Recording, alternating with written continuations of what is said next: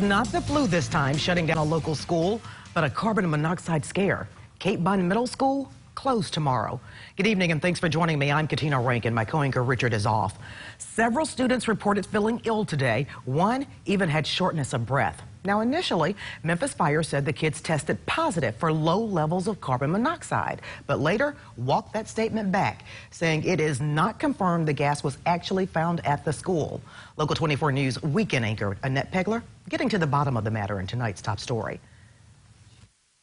Lines of concerned parents filled the parking lot of Cape Bun Middle School today after initial reports of a possible carbon monoxide leak. The situation escalated after a student complained of shortness of breath to his teacher.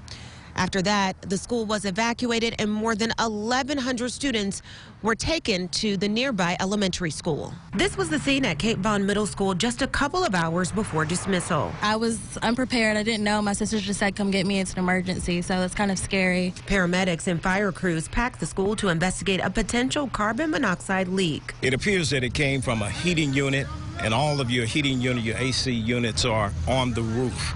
Those units were disabled, disconnected. Still, Lieutenant Wayne Cook says 4 students who said they weren't feeling well were taken to Baptist East. A teacher also drove herself to the hospital. Memphis Fire Department's initial evaluation tested positive for carbon monoxide. It was low-level carbon monoxide. But now he says there is no definitive results. Shelby County School District basically saying the same thing. Preliminary tests indicated the carbon monoxide readings had come back negative, but the school will be closed anyway Friday just to err on the side of caution and blamed it on old equipment. We're talking about aging facilities and we're talking about deferred maintenance. And so that is one of the challenges that we have around updating our facilities and our equipment, and so we're learning more about the age of that particular unit. I hope the school just takes more precautions about that certain situation and that all the other kids are just doing okay. In Northeast Memphis, Annette Pegler, Local 24 News.